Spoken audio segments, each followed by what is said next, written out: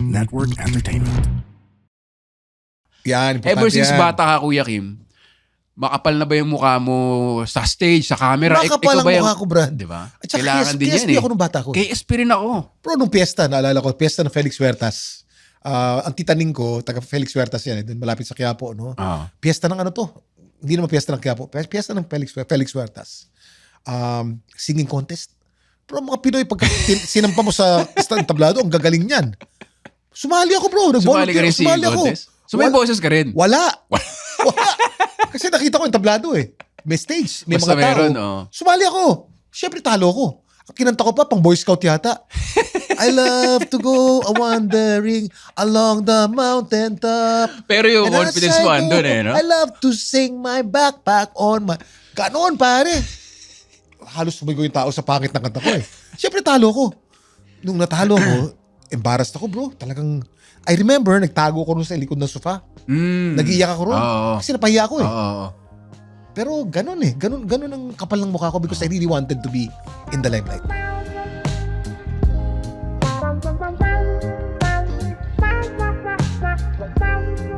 Welcome to Intellect Walwal with Victor Anastasio. Sa mga naikinig, ako po ay stand-up comedian ng Comedy Manila. At ito ay parang podcast ko lang behind the scenes. Kumbaga sa likod ng tabing ng stand-up comedy.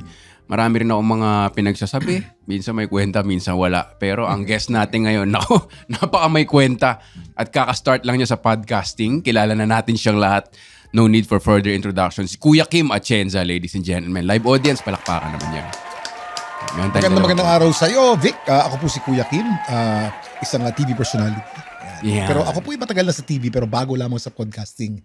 At natutuwa ako because finally nandito naman ako at guest mo naman ako dito sa Intellectual Wall dahil a few weeks ago nag-guest naman sa akin si Vic at pagkaganda-ganda ng guesting namin, ang ganda ng vibe namin, ang ganda ng energy. Ito pagpapatuloy lamang nung una nating pag-uusap when you guested in my podcast. Yes. Ano ba talaga with Kuya Kim? Yan, pakinggan nyo rin yan with TPN also. Tuwan-tuwa ako kay Kuya Kim kasi alam mo yung sinasabi sa showbiz ng totoong tao. Yung parang ganon. Yung parang nag-iiba yung vibe yata pagka-podcasting eh, di ba? Sabi mo nga, pagkatapos mong kausapin yung isang tao sa guesting, parang may instant connection kayo, parang nagiging magkaibigan. Correct. Di ba? So yun yung nai-enjoy mo sa podcasting. Kailan mo unang narinig to? At yung TPN ba yung lumapit sa'yo? Or parang... Ay, na mag-podcast? Mag-podcast. Matagal ko na gusto mag-podcast. Vic. Okay. I remember even before the pandemic, I was considering also podcasting. Nung una kong narinig ang mga podcast sa iPad pa yan eh. Sa iPad. Ang podcast galing sa iPad kasi the first podcasts were when iPad eh. Yeah. Apple iPad. At ilan lang ang podcast doon. Sabi ko, wow, pwede pala yun. And then back then kasi in the 90s, suki din ako ng mga audiobooks. Bibili mo pa sa cassette. So, yung mga before podcasts, may mga audiobooks muna. Mga self-help books. Yan. Mga, basta marami, puro self-help. And then, I always wanted, although talagang ang passion ko is to be on television, ang feeling ko kasi it's complementary to television eh. Na magkaroon ka ng podcast, no? And then, before the pandemic, may kinausap na ako. I think it was Podcast Asia ba yun? Podcast Network Asia. Podcast Network Asia. So I told my friends, sabi ko, can I start a podcast? Yeah, ganyan. Hindi na natuloy, ganyan. And then, after the pandemic, yung Podcast Asia folded up at naging party na yata ng The Pod Network eh. I think they're part of us already. And then, nakita ko si Sam YG. Nakita ko yung, kasi I follow their podcast eh. Si Sam at saka si DJ Chacha. Because si Sam kasi works out in the gym that I work out in, sa Metcon. Ganda ng podcast mo. Kaya lang, I've always wanted to start a podcast, Sam. Kaya lang, ayoko na ng trabaho. Kasi during the pandemic, I got into vlogging. So I had a vlog sa YouTube. Nag-enjoy ako ng mga unang linggo. After a few weeks, sabi kong bigat palang trabaho nito. Yung mga editing, yung kasi I was doing everything. That was the pandemic eh. I was cameraman. Meron akong mga editors, no? But still, just to think of content, ang bigat. Mamaya buong buhay mo, vlog mo na eh. Hindi na ako makapagbakasyon kasi vlog pa lang iniisip ko. And then it was so heavy. Akala ko podcasting is the same. Sabi ko kay Sam, matrabaho ba yan? Sabi ni Sam, hindi. I'm part of this group called The Pod Network. Itong The Pod Network, you show up na lang. They'll produce it for you. You just be yourself. And then pati marketing, sila pa. Pwede kayo magtulungan if you like, but 90% of the work is theirs. Yes. Sabi ko, okay yan ha? So I I called another friend na merong podcast dito. Si Iba Bernardo. Yung tunay na rider. Kasi I'm a rider. Si Iba kasi rides also. Sabi niya, let me introduce you to Alan Fontanilla. Na boss natin dito, no? So pinakilala ako ni Iba kay Alan. And that was the beginning. Sa kabila pa yung the Pod Network nun. And then, ang una kong ang plano was to podcast with my daughter, Eman. Pinakilala ko si Eman. Okay na rin. May podcast rin dapat kami ni Eman o may podcast si Eman if she wants to do it alone. Madaldal yung anak ko si Eman Kaya lang, she opted out. Naiwan ako. And then finally, a few weeks ago, nag-start na ako dito sa Pod Network. I signed up and it's my 13th or 14th episode already. Bago lamang. Grabe yung work ethic mo, Kuya Kim. Tsaka parang ever since extrovert ka talaga. Kasi ang dami mong connection Tapos parang yung hobbies mo leads to connection, leads to more hobbies, leads to work. Di ba? Parang dahil sa workout, ang dami mo kilala. Tapos nagra-ride ka. Ano pa ba yung hobbies mo? Very into fitness ka, no? So, Fitness, I think common knowledge naman na to. 'Di ba, na nagkaroon ka ng health emergency dati kaya ka napunta sa fitness. Pero para sa mga nakikinig na hindi alam, ano ba yung nag-push sa'yo to fitness? Ilang taon ka? Kasi ang conception ng mga tao, 'di ba, parang Matanda ka bago ka tito bad, mag-stroke. dad Diba? bad. Yeah. Wala nang pag-asa, ganun. Anong age ka nagkaroon ng... Well, I'm 58 now. Pero yung health emergency ko, I suffered a stroke when I was 43. Okay. This was in 2010, no? When I was 43, nagkaroon ako ng stroke. And then, awan ng Diyos, by God's grace, I was able to survive. But I told the Lord, and I told myself also, that if I survive this stroke, Lord, I'll be the fittest Kim I can be. So sabi ko, ayoko na ma-stroke ulit. Sabi nga nila, when you have a health problem, you have no more problems. Your only problem is your health problem. You think that you're poor, you think na may problema ka sa love, magkaroon ka ng health problem. Yun lang ang problema mo. Then you realize the hierarchy of priorities, of needs.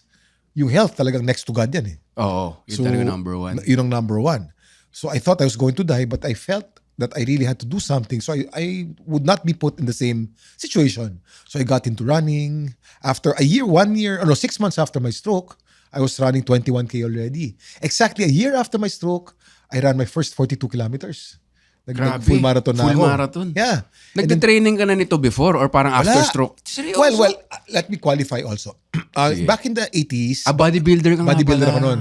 Kung sisilipin niyo yung mga kung isa-surf niyo, Kuya Kim bodybuilder, you see my 80s pictures. I joined one professional contest called Super Body of 1989. Yan. Yeah. That pala yung na-intro ko sa'yo no?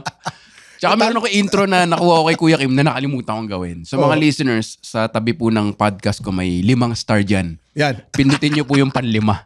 Natutunan mo sa akin yan. Natutunan ko kay Kuya Kim. Rating yan Rating yan. So ang common, Kuya Kim, no, na pag college ka or younger, active, and then pag tumigil yun, nandun pa rin yung kain mo. Totoo yan. Diba kasi varsity ako nung college Di ba? Ang fallacy kasi na iniisip ng mga ex-athlete na yung pagka-athletic natin, pag tumigil tayo, nandyan lang yan, babalik yan. Tuloy ang kain, mag-iibang lifestyle, iinom ka ngayon, pero hindi ka na nag-exercise, hindi ka na nag-ensayo. Mali. Ang mangyayari sa'yo ngayon, tataba ka, ang numero mo would be off the wall, tataas ang cholesterol mo, magkakasakit ka, dahil akala mo, madaling ibalik. Hindi madaling ibalik, bro. Makakalimutan ang katawan mo. Oo. Because in my mind, sabi ko, in the 80s, I'm a bodybuilder. I was mountain biking also. Nangangarera ako ng bisikleta noon mountain biking. And then, in the 90s, mga mid-90s, nagkonsehal ako I got into politics. At ang lifestyle ko, naging very pampolitiko. Inom. Kain. Kasi puyat. people job siya no? Oo. Tumaba ako. I was almost 200 pounds. Nasa 195 pounds ako. Thinking na fit naman ako dati. Mali. In 2010, I suffered a stroke. And then, now I'm fit again. Because of that stroke that drove me to be a better, more athletic me. And I never stopped. Grabe yung 58. Tapos nag-high rocks ka pa rin at Uy, katatapos ko lang ng high rocks sa Japan. Yung high rocks sa Japan, doubles kami.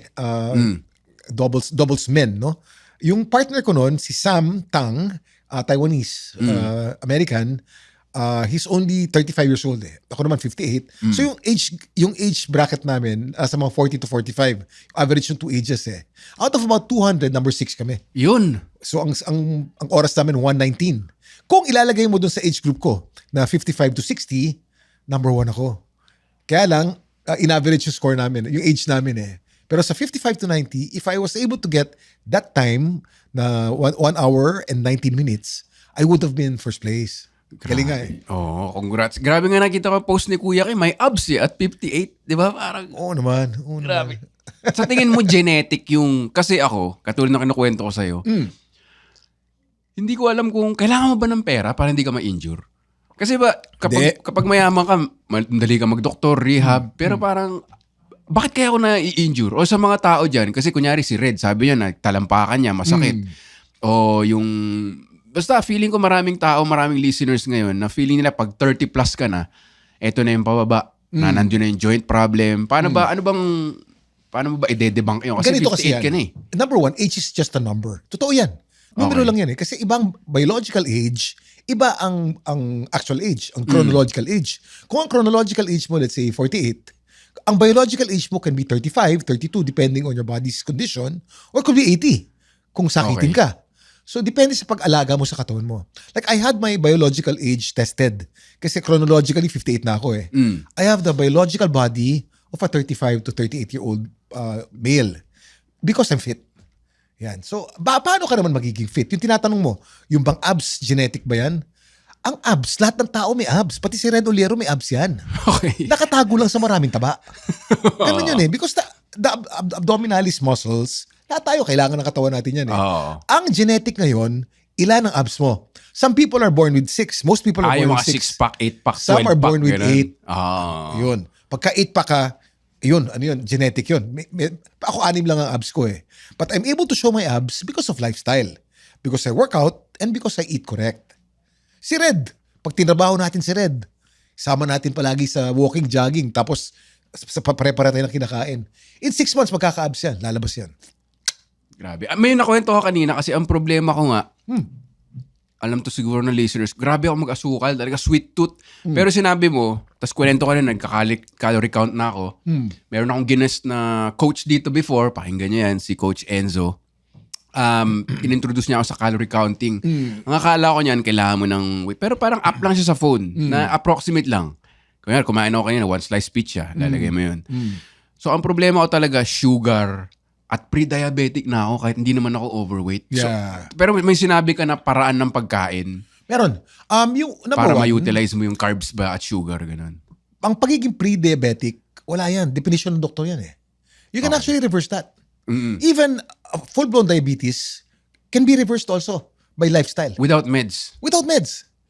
But let me qualify that also because according to a Harvard study that was made just a few years ago, metformin, which is a diabetic medicine, can be taken now by non-diabetics and make it prevent diabetes. Okay. At the same time, it lowers your blood sugar and it corrects your triglycerides, giving you longevity. Metformin is a proven medicine that can be taken by non-diabetics to make their life longer. I'm actually on 1,000 milligrams metformin although I'm not diabetic. Pero prescription drug siya. A prescription, yeah. Prescription siya. Prescription. So, Pero madali lang. Madali lang kumuha ng metformin kasi yan ang gamot sa diabetes eh. Ang kalaban kasi ng katawan natin, more than fat, is sugar. Okay. Ang babantayan mo sa numero ng dugo mo is not cholesterol. You can have high LDL, high HDL. If your triglycerides are correct and your blood sugar is low, you're okay. You're okay. Ang indicator ng ill health is sugar. So ano ba ang sugar? We're conscious of sugar as yung white refined sugar. That's the most basic form, di ba? But sugar is in all the carbohydrates that we eat. Kasi yung carbohydrates, yung carbs, pag kinain natin yan at hindi mo ginamit, nagiging glucose yan. And glucose, we need for energy. But the excess glucose that we don't use becomes fat. Yan. So paano mo i-reduce yung, parang may timing ba ng kain? Meron. Or tsaka yung kanin ba talaga? Pang diabetes, pang nakakaano ng diabetes talaga. Yung white rice. Nakakalala ng diabetes ang kanin because of the sugar, the excess sugar. Ang staple food kasi natin mga Pilipino ay kanin. We are programmed to think that every meal kailangan may kanin tayo. Ibig sabihin, almusal, fried rice. Tanghalian, 1-2 tasa ng kanin. Hapunan, 1-2 tasa ng kanin. Sino nagsabi? Cultural yan eh. Ano ba talaga scientifically ang kailangan ng katawan? Me, because I work out, ako 80-20. 80% protein and 20% anything else. So, but I still need carbs because tumatakbo ko eh. The carbs does not have to come from white rice. I choose my carbs. I choose complex carbs. Fruits. Vegetables. Kung magkakanin man ako, konti lang. Kasi okay na yung yung carbs ko na napuna na ng kailangan ko eh. It doesn't have to be rice all the time. Nag-cheat day ka rin, Kuya Kim. Meron. Kasi sa mga Pinoy, ang hirap pakawalan ng rice. Imagine mo, pagka pumupunta kang Europe. Party. Europe, yun ang namimiss mo kanin or ibang bansa. Oo. Diba? Yun ang namimiss talaga ng Pinoy So parang nag-cheat day ka ba? Or paano, ma-cheat meal? Masarap kasi kumain, Vic. Oo nga May cheat day ako. Ngayon lang, bago tayo pumunta rito, kumain ako ng Jollibee with one rice Pero yung cheat ko, ganito. When I know that something is bad for me or has high sugar, I eat less of. Pero I still eat it. Pupunan ko na lang ng bagay na mas okay sa akin. Ganun. So parang meron, pero onti lang. Hindi yun yung nagpapabusog sa'yo. Oo. May ganun kasi ako Naalala ko dati kumakain ako ng 7 donut. Mga ganun. Ang problema kasi sa donut at saka sa kanin, the more carbs you eat, the more carbs you demand. Carbs, the craving for carbs is fed by itself. The more carbs you eat, the more carbs you want. Ganun yun Nanggigigil ka parang parami ng parami. The less carbs you eat, the less carbs you need. And most of the time also, you think that you're hungry. Akala mo gutom ka. Hindi ka gutom. Nauuhaw ka lang. Uminom ka ng tubig, tanggal ang gutom mo. Alam mo, isang i-recommend ko sa mga listeners, yung soda water. Bumili kami ng girlfriend ko yung Sodarizer. Kasi mahilig ako sa soft drinks, tsaka beer dati. Pero parang ngayon Sodarizer, andun na yung hagod, andun na yung lamig, pero wala na masyado asukal. So pwede, no? Ang ina-address kasi ng soda water, yung oral fixation mo naman. Because the taste buds are so used to bubbly something, di ba? Sweet drinks. Ano yan? Pwede yan. Whatever works. You have to trick your mind to get used to what's good for you The mind is trainable Pag inisip mo at hinayaan mo yung nasanay ka dun sa mga bad habits, lalala yan, magkakasakit ka. But you trick your mind. Ganon. Imbis sa soft drinks, uminom ka ng soda water na calorie-free. 0 calories. Ngayon, naghahanap ka ng matamis. Lagyan mo ng kaunting stevia. Kaunti lang. Para lang, ang dating nun ngayon, parang soft drinks. 0 calories na, 0 sugar pa. Tsaka ano yan no? Emotional eating din. Napapansin ko pag stress eating. Kunyari yung show ko nung Erwin, parang kinakain ko na lang ng midnight, no? Anong solution mo sa stress eating, tsaka emotional eating? Totoo yan. Di ba sa business natin, showbiz, ang lalakas kumain ng tao dyan Pagka in between takes, kakain ka Kasi unang-una, nalilibang ka, masarap kumain. At saka doon mo nilalabas yung mga frustration mo, tsaka mga stress mo. That's not good.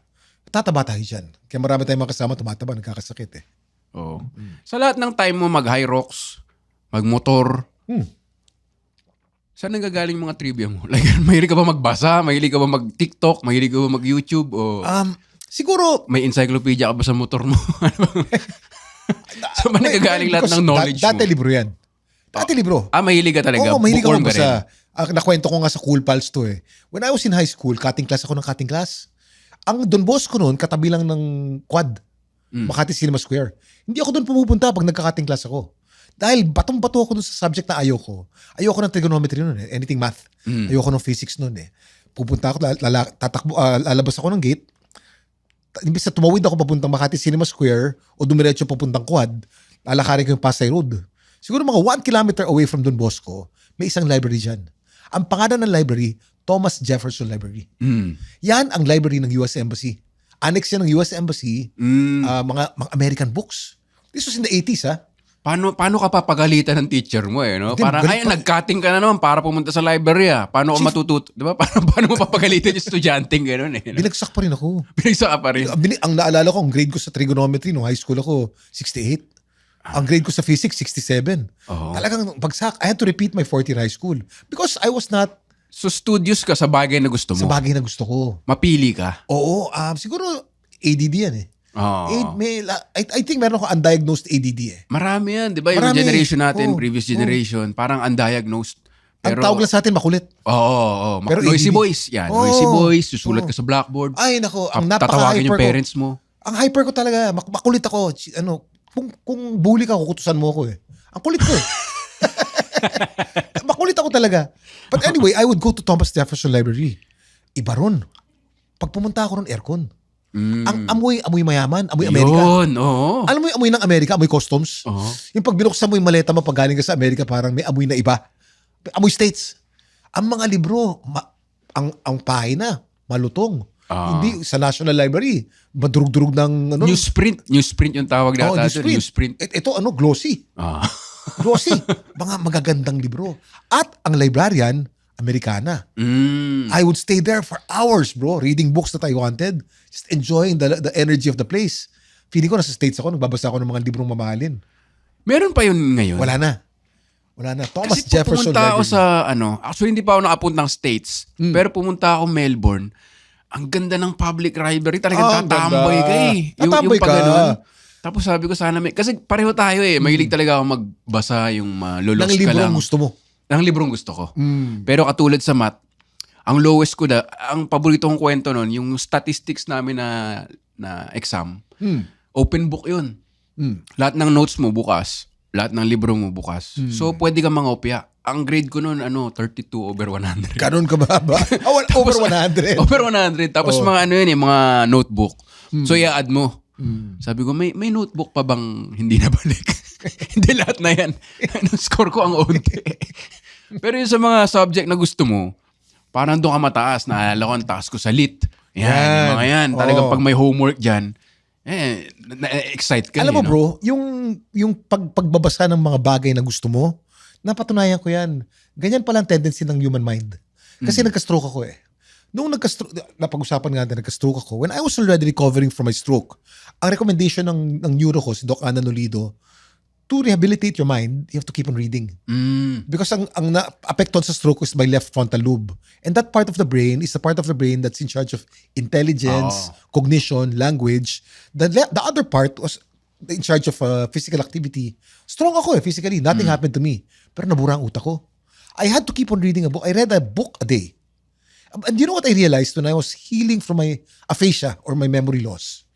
Pag yung topic, kunyari, simula ko sa dyaryo. Pag binasa ko yung dyaryo, at yung article hindi ko type, walang pumapasok. Basa ako ng basa. Babalikan mo ng babalikan. 5 beses ko nang binabasa, walang pumapasok. Pero pag type ko, kunyari showbiz, o kaya cinema, o kaya art, pasok lahat. And I was able to experience that when I was healing from my stroke, from my aphasia. But in real life, ganun din tayo eh. If you like the subject, you absorb everything eh. If you don't like the subject, it takes a while, it takes time for you to absorb it. May question na ako na medyo, so yung mga anak mo, pinaaral mo ba sa like mas progressive school or traditional school given your experience sa academics? Academics. Ang mas experience sa academics is my wife. My wife is a lifelong learner. I'll give you the credentials of Feli. Proud ako dito eh. Nag-aral yan sa IS Manila. Lumang IS pa yan. And then she was valedictorian in ISM. And then for college, she went to UPenn, University of Pennsylvania, Wharton School of Business. Ano siya? Latin honors yan. Natapos, and then she worked in stock market for many years, and then she put up a school, Chinese International School of Manila, in her desire to be more Siya ang nag-put up na school? Siya. An international school. And then she bought another school with her partner, a Dom Escola, and then she let go of all the schools already. We sold all the schools na because she wanted to study.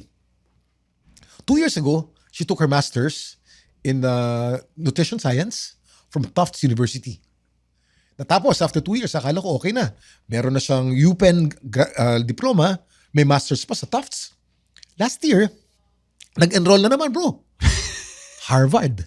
Nag-enroll sa Harvard. Now she's in the middle of her studying now in Harvard. Online naman ito eh. So nasa bahay lang siya nag-aaral. Harvard, Masters in Public Health naman. So ang passion ni Feli ngayon is wellness and health. 2 masters. In Tufts and then Harvard. Ang panaginip ko bro, gabi-gabi, ang recurring nightmare ko, tumatakbo ko palayo ng eskwela eh. Hinahabol ako ng mga pare. Tapos dahil yung exam ko, hindi ko pa nasasagot o kaya mali yung exam ko, paulit-ulit sa utak ko eh. Di ba yan ang panaginip ko? Because I hated school. But my wife is a lifelong learner. So my kids took after my wife. Yung panganay ko, si Jose, is a graduate of economics in Tufts University. Yung pangalawa ko naman, si Eliana, is a senior now sa UPenn. Ivy League din yan. At yung pangatlo ko, si Eman, is leaving next week for Santa Monica. Mag-aaral siya sa California. So sila mas academic, mas matatalino yung mga anak ko, yung misis ko. sa academe. Ako, academics ko medyo palpak kasi bumagsak ako nung high school, tumino ako nung college, but I'm the creative type. Hindi ko nga akalain na magiging trivia king ako at magiging papalit ako kay Ernie Baron Oo nga, Because I'm not an academic person. I like to read, I like to learn, I know a lot of trivia, but never in my wildest dreams did I think that I'll be the walking encyclopedia, the most knowledgeable person on television. Ang ganda, no? So parang hindi, na-stumble. May kakabasa lang kasi ako libro na So Good They Can't Ignore You. Parang ang thesis nun is versus gawin mo yung passion mo. Parang gumawa ka lang ng gumawa to the best of your ability. Tapos masa-stumble upon mo, pwedeng by accident, kung ano yung magiging known ka. Parang ganun ang nangyari sa'yo. Diba? Na parang hindi mo, ano bang dream? Kasi ang dream ko, kunyari, hindi ako fan ng stand-up. Nag-start ako ng stand-up, third year college na. So adult na ako. And then parang pinractice ko lang nag-enjoy ako, tapos doon ako naging known. Pero hindi siya yung bata ako nagigising. Pagtanda ako, magiging akong stand-up comedy. Diba gusto ko nun, ang mga sikat nun sitcom Yung mga palibhasa lalaki. Inisip ko, ang ganda. Nasa studio lang sila, aircon. Naipag-joke-joke lang sila sa mga kaibigan nila. Tapos binabayaran sila, tapos alam mo yun. Oo. At saka pero puro gwapo sila. Ay, nung panahon na yun, kailangan gwapo ka. 90s. At kailangan, sina Agamulak. Si Richard Gomez. John Estrada.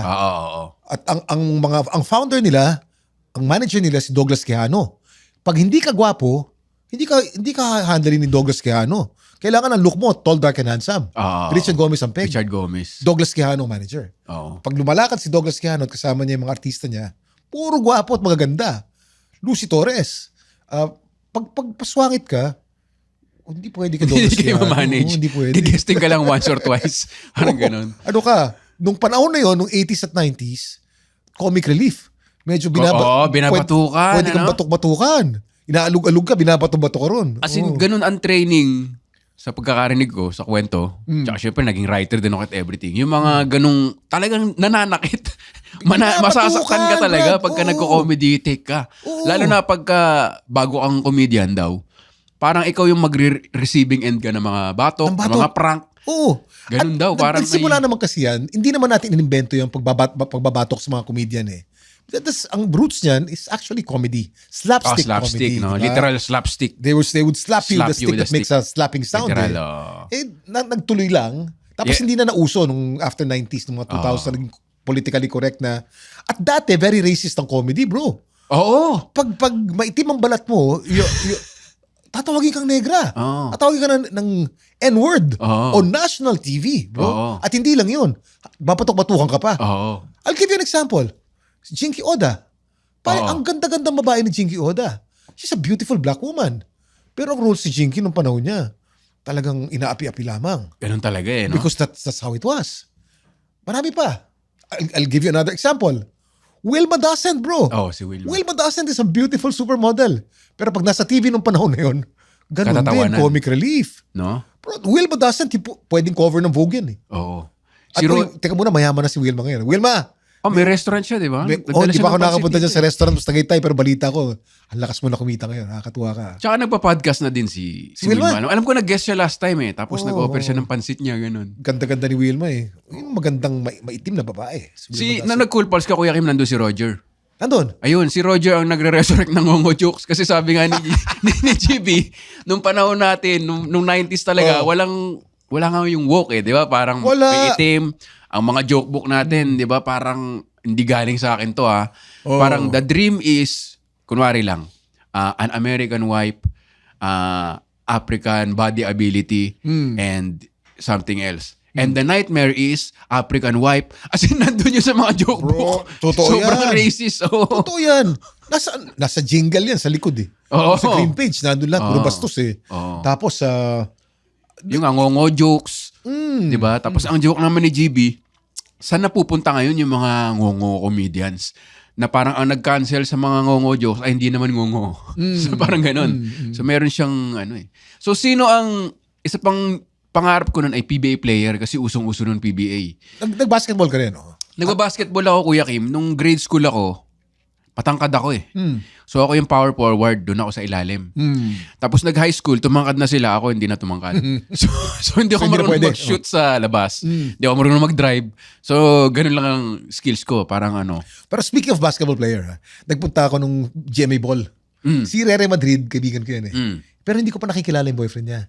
Si Kai Soto. Ang laking tao pala nung Brad. Akala ko matangkad lang dahil basketball player. Bro, 7'2". Si Rere, ang height ni Rere siguro mga 5'10" eh. Bro, umupo ba naman sa sofa? Si Kai Soto. Binuhat si Rere. Kinandong na parang bata. Sabi ko, malaking babae. Malaki nga sa akin si Rere. 5'10", so tangkad sa atin yun. Matangkad sa atin yun eh. Kinandong parang bata. Tapos, nakilala ko si Kai. Pinakilala nga ni Rere. Kinamayan ko. Pero nawala yung kamay ko. Pag gano'n niya ng kamay niya, parang ang laki nung kamay. Parang karne na ang laking tao nito. Nakita ko yung sapatos, Brad. Siguro mga size 20 yung sapatos na yun. Ang laking tao ni Kai. First time ko nakita in person eh. Yan yung mga 7'2". Hindi mo mapapractice yung mga yun eh. No? Parang born malaki ka or born. So yun nga, hindi natupad yung basketball dreams ko. So parang, or sitcom, stand-up comedy, doon ako nag-focus. Ikaw naman, Kuya Kim, bago ka maging Trivia King and everything, dumami yung endorsements, naging TV personality. Ano yung dream mo nung bata ka? Walang discrepancy yan, bro. Walang dissonance. Since childhood up to now, my dream was to be on television. Saan ang galing yung dream na yun? Growing up, si Chiquito, nakwento ko rin sa Cool Pals to. Kukwento ko ulit. Si Chiquito, taga San Antonio Village yan sa Makati. Dumadaan niya na San Andres Bukid. San Andres Bukid kasi, yan ang daanan papuntang Makati. Nasa boundary kami ng Makati eh. Nakamotor. Ang ganda ng motor niya, R50. Pagdadaan yan, si Chiquito dadaan. Lahat ng bata nasa labas. Pinapanood namin yan para makita ko lang. Pinapanood namin sa pelikula yun. Tapos nakita ko in person. Mesmerized ako. And then, pagka weekend, ang lolo Pepe ko, ang pinaka-best friend niya taga Singalong yung best friend niya eh. Si Pugo. At saka si Patsy. Si Pugo at saka si Patsy, pag pupunta ang lolo ko doon, sasama ko. Mesmerized ako, bro. Pag nakikita ko si Pugo, tsaka si Patsy, in-entertain yung mga, taga Singalong yan eh. In-entertain yung mga tao. I just felt so honored na ang tingin ko sa kanila, demigod. Superhuman. And then, ang tito ko, pinsan ng tatay ko, Ricky Manalo. Once upon a time, ang Tito Vic and Joey, may pang-apat yan na member. Si Ricky Manalo ng Baltic and Company. If you remember that, Baltic and Company, kulot-kulot na may balbas. He was a comedian in the 70s. But he died young. Pinsan ng tatay ko. Whenever he'd come to the house, I would be mesmerized. And I wanted so badly to be on television. So naging pangarap ko maging pareho nila. Whatever way. Whatever. Pwedeng newscaster, pwedeng comedian, basta I wanted to be in the boob tube, bro. I really wanted. And then, so, nung college, ang kinuha kong course, film and audiovisual communications. Not to be a filmmaker. I have no desire to be a TV filmmaker. talaga. I wanted to be a TV star. Or a movie star. Whatever comes first. Yan ang gusto ko nun. So talagang ever since bata. Siguro sa akin, yung pagka-comedy talaga, parang hindi ko nang nahanapan ng saan ba. Magiging TV comedian ka ba? Basta comedy eh. Kasi, Pero shopping ang biggest break mo. yan, malaking break yan sa akin. Pero nakuha ko rin yun through comedy. Kasi, naging writer na ako sa Usapan Lalaki noon sa Studio 23. Naging boss ko sina Boss Johnny, Boss Baroy. Boss Johnny, Boss Baroy. Tsaka si Alex Calieja. And then, ang tawag nga ni Alex sa akin gising konyo. Kasi nung nag-resign ako, gumigising ako mga 11, 12. Hanggang ngayon naman. So, tinawagan niya lang ako, mag-audition ka sa ABS. Ano daw, shopping. Walang details. Naghahanap lang ako ng racket nun eh. So, parang, andun si Boss Johnny, kasama yung mga Koreanong boss na shopping. Nakalimutan ko andun si Boss Baroy eh. Basta mga ABS-CBN boss to. Tapos sabi ni Alex, wag mong seryosohin yan. Gawin mo kung comedy, kung sino ka. Tama. So, ginawa ko yung happy call. You wanna be happy? Call, happy call. Siyempre, yung mga boss na kilala na ako from Usapan Lalaki, lakas ng tao nila, suporta. Yung mga Korean, akala nila nakakatawa talaga ako sa mga boss. Hindi nila alam, kilala ko rin. So, siguro inisip nila, ang galing nga, nakakatawa. Doon ako nakuha through... Lumabas ang wit mo doon eh. Oo. Sa shopping. At saka, very unlikely kasi shopping yun eh. Oo Bakit nga merong wit? Bakit merong comedy? Shopping dapat boring eh. Normally ang shopping, magagandang babae ginagamit dyan eh. Sexy. Oo, totoo. Yung mga kasama ko, nung pumunta kami sa Korea, nag-training kami kasama yung mga Korean boss. You, the hosts, and of course, the crew or the producers. Pinagkakamalan akong producer or crew. Hindi ka rin mukhang TV star. Yun nga. Oh. Oo. Pero hindi ko na siya, alam mo yun, iniisip ko na lang na baka talented nga ako kasi wala man akong face card. So, Hindi, may face card tayo, Brad. Pareho lang tayo eh. Hindi tayo pangit, hindi rin tayo gwapo. Yun. Sakto lang. Alam mo ba yung joke ni James Carahan na gano'n? Sakto lang. Basta nakikilala daw yung mga pinakagwapo, kahit yung mga pangit, notable. Kunyari, makita mo sa mall, ang ganda. Oh. Sorry James ha, medyo binubutcher ko yung joke mo. Sige lang, pwede. Pag maganda, ganda. Pag may pangit na dudumaan sa mall, tao ba yun? Pero pag katamtaman lang, wala, hindi sineselebrate. Kaya natutuwa tayo sa, alam mo yun, siguro talent na rin natin in wit. And doon nga lalabas yung, siguro experience mo rin. Tsaka kapal na muka. Yan, importante Ever since yan. bata ka, Kuya Kim, makapal na ba yung mukha mo sa stage, sa camera? Makapal ang mukha ko, Brad. Diba? At saka Kailangan din yan KSP ako nung bata ko. KSP rin ako. Pero nung piyesta, naalala ko, piyesta ng Felix Huertas. Ang titaning ko, taga Felix Huertas yan, doon malapit sa Quiapo, no? Piyesta ng ano to? Hindi naman piyesta ng Quiapo. Piyesta ng Felix Huertas. Singing contest. Pero mga Pinoy, pag sinampa mo sa tablado, ang gagaling niyan. Sumali ako, bro. Sumali ka rin singing contest? So may boses ka rin? Wala. Kasi nakita ko yung tablado eh. May stage, may Basta mga tao. meron, Sumali ako. Siyempre talo ko. Ang kinanta ko pa, pang Boy Scout yata. I love to go wandering along the mountain top. Pero yung And confidence as mo I andun go, eh, no? I love to sing my backpack on my... Ganon, pare. Halos sumigo yung tao sa pangit ng kanta ko eh. Siyempre talo ko. Nung natalo ko, embarrassed ako, bro. Talagang... I remember, nagtago ko rin sa likod ng sofa. Nag-iiyak ako ron. Kasi napahiya ako eh. Pero ganun eh. Ganun ang kapal ng mukha ko because I really wanted to be in the limelight. Yan. Ang napapag-usapan na namin ni James, as a kid na wala pang alam sa stand-up comedy or performance, ang una naming naging, gusto ko maging ganyan, pare. Kasi pag bata ka, na parte ng buhay mo yan eh, Sunday Mass. Tapos, pag kami nakakatawang pare, aabangan mo yun. Yung mga magaling mag-sermon. Magpapari ako dapat, alam mo ba yun? Talaga ba? Nagseminaryo ko. 2 years of my high school was spent in the seminary. Pareho ka ng tatay ko, nagseminaryo rin. Don Bosco Jr. yet. Ay, marami akong storya sa seminaryo, bro.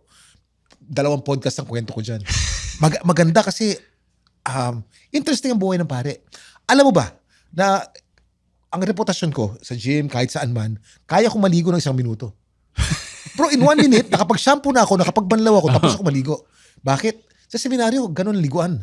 Paggising mo sa umaga, sisigaw yung brother superior. Nasa dorm kami noon. May mga 5 kami sa isang dorm. Sisigaw yung pare. Let us bless the Lord. Sisigaw ka whether you're asleep or not. Thanks be to God. Pak! Para kang bumbero. Takbo ka sa banyo.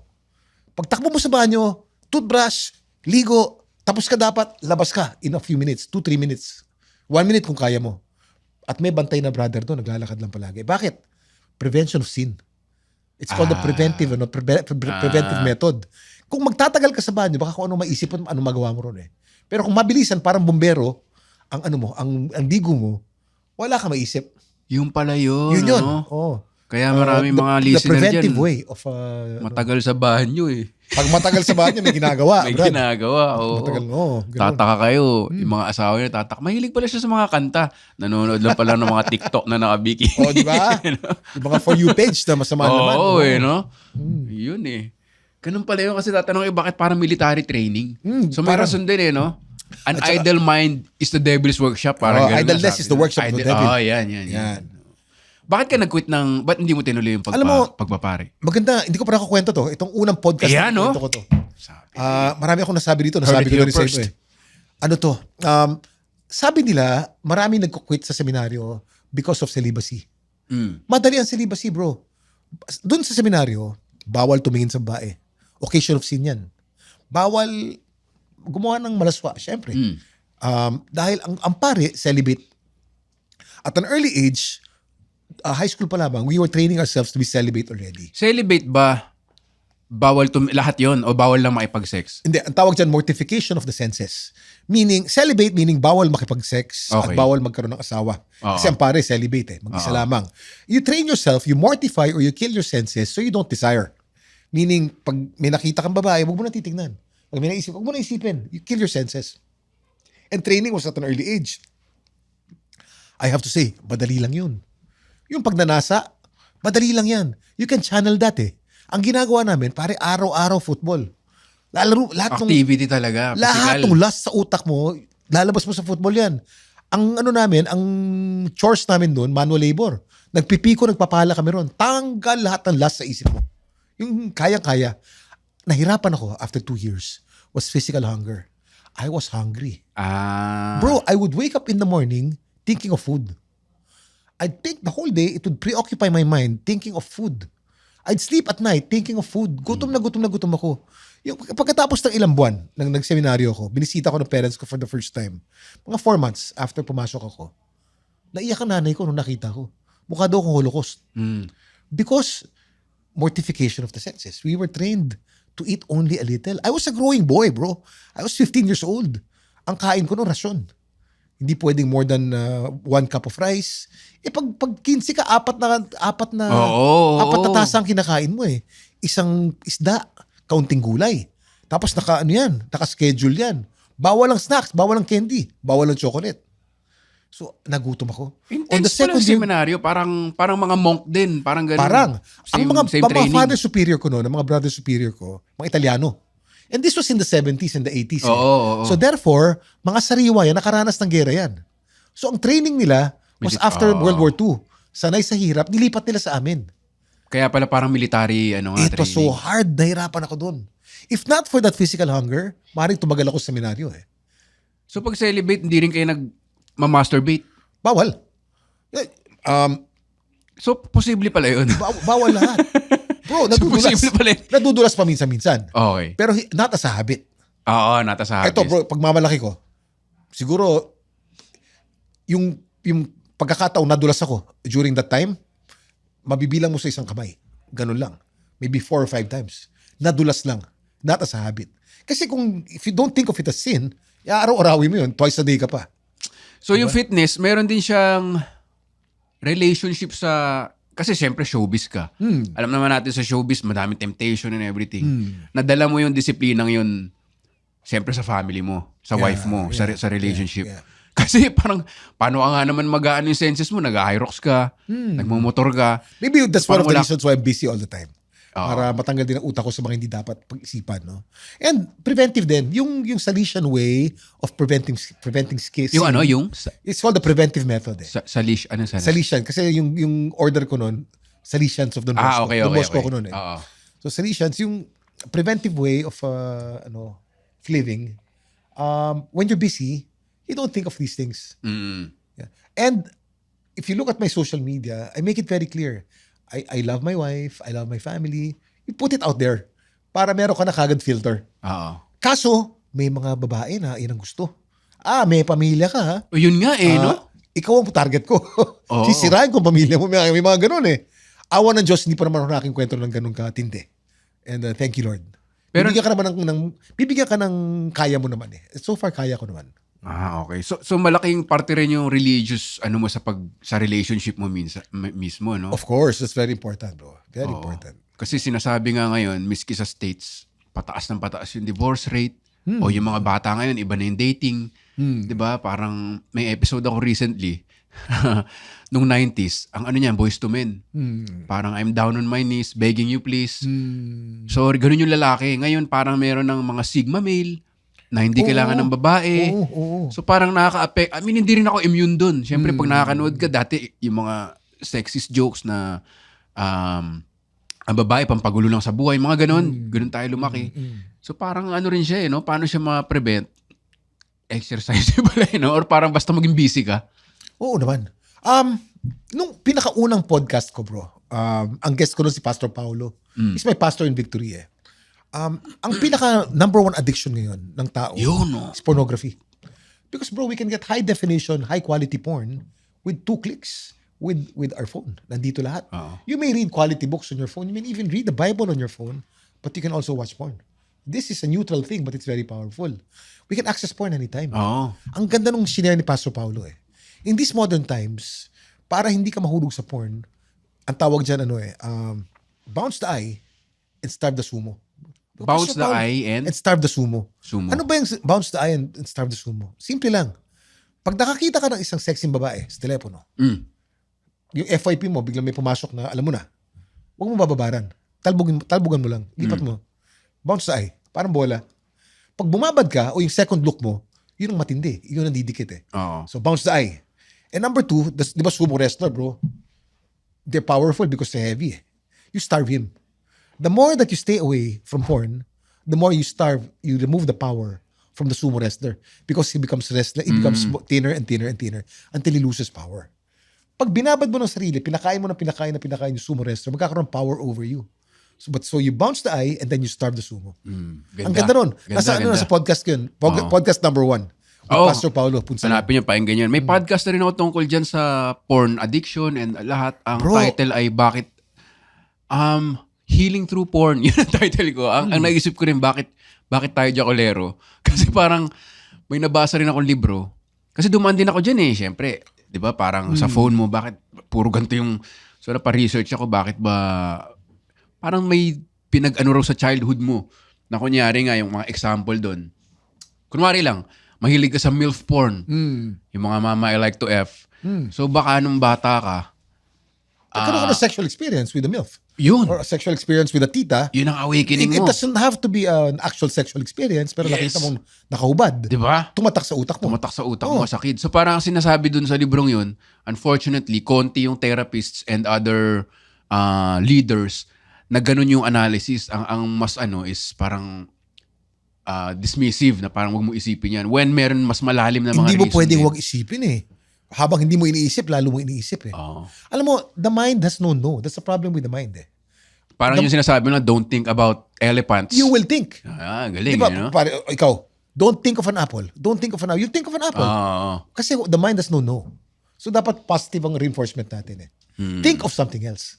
Think of this, think of that. Hindi yung don't think of. When you say don't look at porn, you look at porn.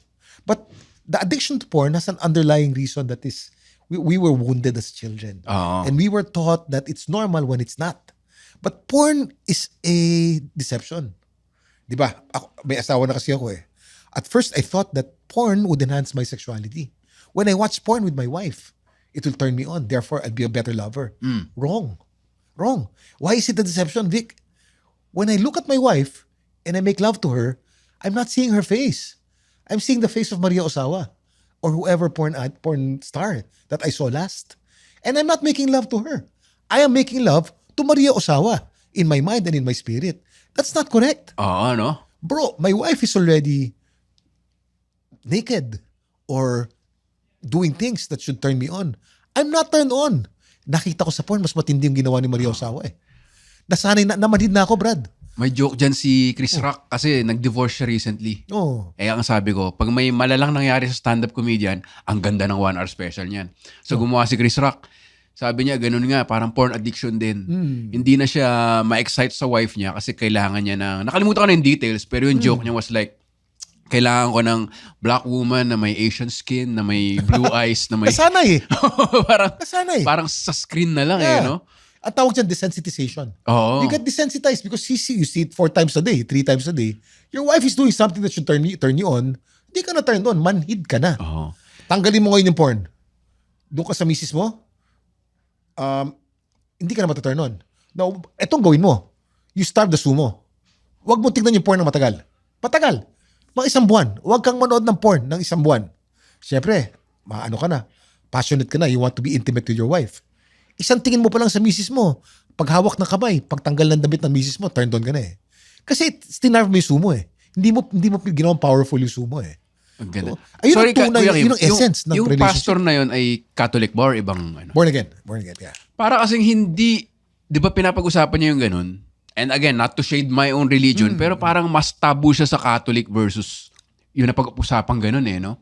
Na parang ang linaw ng mga ganung, ewan ko lang, o baka hindi ako as... If I were to analyze what you said, no, that is the advantage of a pastor who is not celibate. That is the advantage of a pastor who has lusted after his wife, who has gone through the rigors of courtship, the hardship of a relationship, the advice that Pastor Paulo gives me applies, and I take it with full credibility because he has a wife. Ganyan din mga rabay, di ba? Mga rabay may May asawa. asawa din, oo. So yun yung advantage din eh, no? The advice that hindi ko minamaliit ang mga Catholic priests. Oo. A lot of my mentors are Catholic priests as well eh. But the disadvantage is you're coming from book knowledge. You're coming from theory.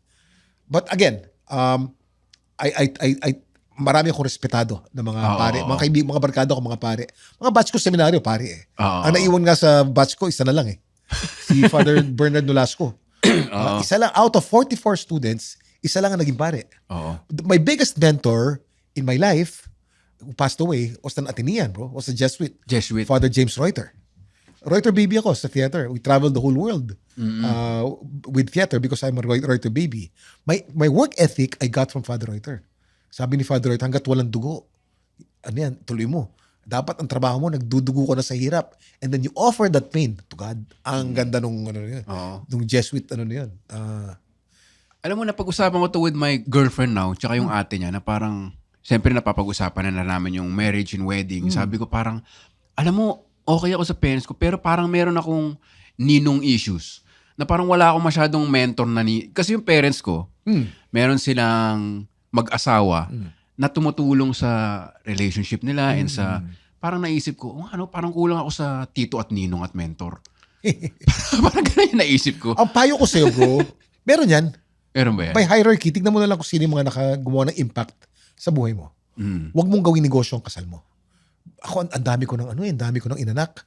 Pag nakita ko invitation, 30 kami, ayoko nang siputin. Parang gustong ROI. O ROI. Parang babawi na lang doon sa ginastos. Maraming ganyan eh.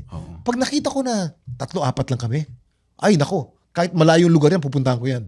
Ibig sabihin, ginusto ko niyan. Intimate talaga. For as a advice. Godfather. Meaning next to God. The one giving advice is the Godfather. Diba? Parang yun, importante yun. Pero pag 30 kami, negosyo to. Negosyo.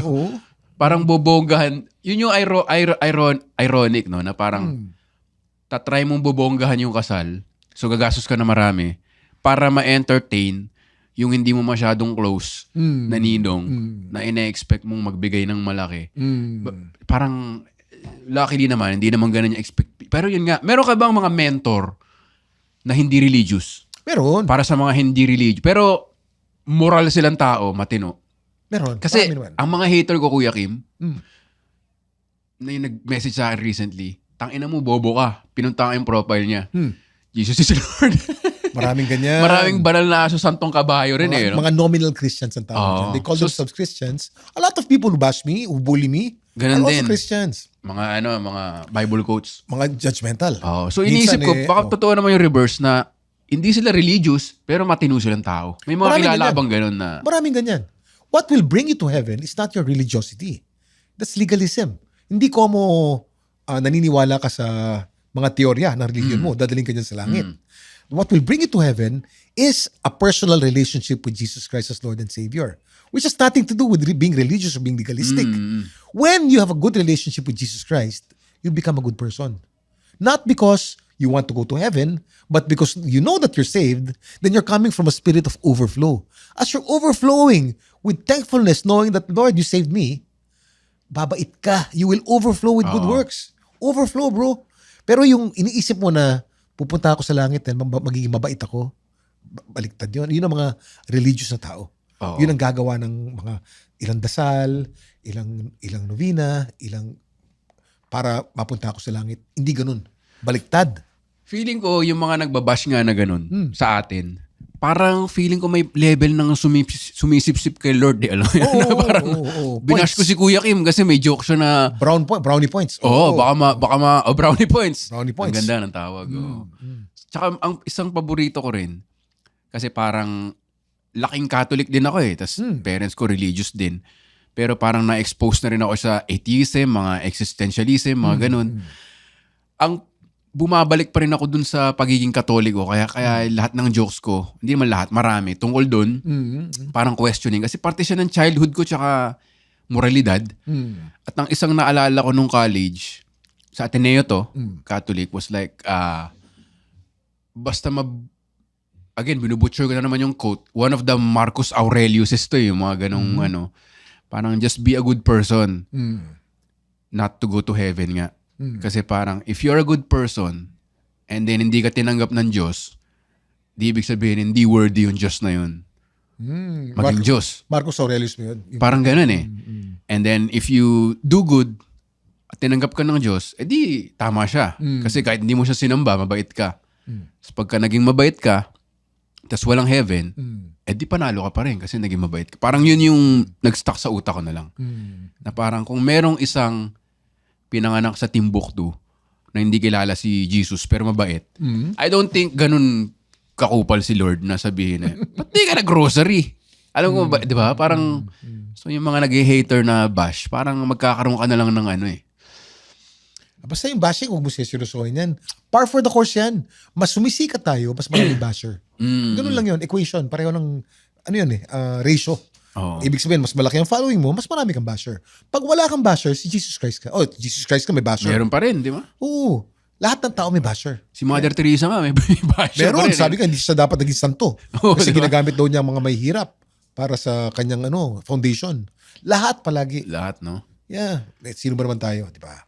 Ano mo ngayon, Kuya Kim, na nasa TV ka na, ito yung childhood dream mo.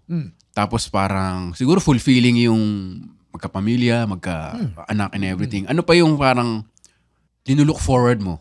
Ano pa yung mga pangarap mo na hindi natupad? I would like, because I'm so fulfilled doing what I do on television, I'd like to be able to be on television until my last day on earth. Solid. Yung tipong may once a week show na lang ako. Oo. I look forward to, parang Richard Attenborough, bro. Ang tanda na ni David Attenborough. Yeah. Si Sir David Attenborough, ang tanda, mas in his 90s. Pero bro, lumalabas pa rin hanggang ngayon. Oo. Nag-annotate pa rin ng Nature hanggang ngayon, di ba? For the love no? Oo. For the love. I'd want to be the same. Na matanda na si Kuya Kim, papanoorin ko pa rin yung, kung ano man ang platform noon, baka wala ng free TV by then, but I'd like to be visible still up until I'm very old. That's yun ang pangarap ko. As Trivia King o parang As Kuya Kim. as Kuya Kim? As Kuya Kim. Talking about anything under the sun. Kaya maganda yung podcast no? Ano yung concept mo ng podcast? Kasi parang paano ba talaga? Or ano ba talaga? Ano ba talaga? Ano yung anything under the sun. Like, I talk about science, I talk about comedy, I talk about Christianity, anything under the sun that we can talk about, it's good. Basta dapat, after you listen to the podcast, may takeaway. Either ganda. na-inspire ka, gumaang ang buhay mo, natuwa ka, natawa ka, may takeaway palagi. Hindi yung wala lang. Wala lang. Ito, Kuya Kim, nung nag-guest ka sa Cool Pals, hindi mo talaga alam na bastos sila. Naging viral kasi yun eh. Oo nga. Alam ko naman na may Yung level bastos ng pala kabastusan. Hindi ko alam na ganun pala kabastos. Natagaran pala no? Oo. Kasi walang MTRCB. That was the time kasi na I was guesting in as many podcasts that I could. Ito naman, bago ako guest sa Cool Pals, ang ginestan ko nun, Chinkitan, my brother in Christ. Chinkitan, Francis Kong, another brother in Christ. Mentor bro. ni Chinkitan. Mentor ni Chinkitan. Oo. Yung Cool Pals, sabi ko, because tinignan ko yung chart, they're up there. Sabi ko, number 3, number 4. I want to see how they do it. Kasi nag-aaral ako mag-podcast eh. Sinabihan ako na medyo panlalaki yan, medyo green yan. Pero hindi ko alam na ang kaya pala nung papag-guest na ako sa Cool Pals, yung kaibigan ko, si Jevy, sabi, Cool Pals, babati naman to. Mga 10 pangalan binigay sa akin. Yung palang batian to, mumurahin. Sabi ko, kaya pala ganun ang batian dito. And then, pero nung sinabi ko yung bastos pala dito, I did not mean, hindi ako na-shock noon. Akala kasi nung Cool Pals, na-shock ako Parang, hindi, ano lang yun. That's an observation. As may statement of observation fact. lang. Observation lang. Observation. Bastos pala dito.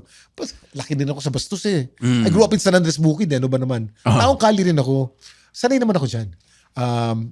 Bagamat the old is gone and the new one has come, the Kuya Kim you see now is the born-again Christian Kuya Kim, but I'm used to all that. Pinagdaanan ko rin lahat yan. Mas bastos pa ako sa Cool Pals noong unang panahon. So yun, tinignan ko kasi yung time, meron ka pang isang recording. Pero grabe, Kuya Kim, ang dami natin na pag-usapan. Tsaka very inspiring nga na yung open-mindedness mo and everything. Na hindi ka naman, kasi nga may mga religious naman na kung hindi mo sundin to, hindi tayo magkaibigan. So parang, ayun naman, religious yung naging sa Cool Pals. Pero nang pabati sila, hindi mo minura. Kasi pag nagpapabatisan, nagpapamura, kunyari sa show namin pagkatapos, mumurahin, sasabihin ko lang, God bless. Kasi parang, Hayaan mo na sa Cool Pals yun. yeah, mo na sa Cool Pals Hayaan mo yun. na sa Cool Pals yun. Uy, gagest ulit ako sa Cool Pals, ha? Yeah, no. Guess ka rin ulit dito, okay ba? Anytime. Pag-usapan natin seminaryo ulit. Seminaryo, maganda yun. Pag-usapan natin. Oo, ang dami nating... Isang dami oras pa yan. gustong... Isang oras yan. Yung buhay namin sa seminaryo, ibang klase yan. Oo. Ibang klase yan. Yan, pang ano yan, pang pelikula yan. Yeah. So maraming salamat Kuya Kim sa pag-guest sa Intellectual Wall. Maraming salamat sa nakikinig. At ito yung natutunan ko kay Kuya Kim. May 5 star dyan. Pindutin nyo yung panlima. Panlima. Yeah. Kahit hindi nyo masyado nagustuhan tong podcast na to, basta pindutin yung panlima, pag dumami yung mga 5 stars na yan, pag nakita nila na maraming 5 stars, kahit hindi masyado maganda yung podcast, akala nila maganda. Yeah! Yan pala yung full spiel. Tsaka tinuro sa akin, i-click nyo rin yung bell dyan, yung notification. Notification bell. Para pag may bagong episode. May bago, alam nyo. Kuya Kim, ang dami natutuwang member nito sa Telegram group at Facebook group dahil rin-request talaga nila nung nag-guest ako sa'yo na mag-guest. Salamat at game ka. Natutuwa akong tuwa ka sa podcasting. Victor, you're welcome. Next time ulit. Maraming salamat. Ano pa ba? Yun lang. Wala akong show. Katapos lang. Salamat sa mga nanood. Again, podcast ni Kuya Kim. TV shows. I upload new podcasts every Wednesday. Wednesday, alas 5 ng hapon. Once a week yan. Nasa Free TV pa rin tayo. I'm on GMA7. Meron akong TikTok Clock. Isang noontime variety show with Pokwang. Araw-araw yan, Monday to Friday. And then I have my own show. Sabado, 10:45 ng umaga. Dami mong alam, Kuya Kim. Knowledge yan. Parang Batanglawi nung unang panahon. And then, of course, I'm on TV. I'm on 24 Oras every night. Ano ba talaga? Grabe yung work ethic ni Kuya Kim. Kaya may abs at 58. Anytime. Goals. Maraming salamat sa lahat na nakikinig. Till next time. Peace out.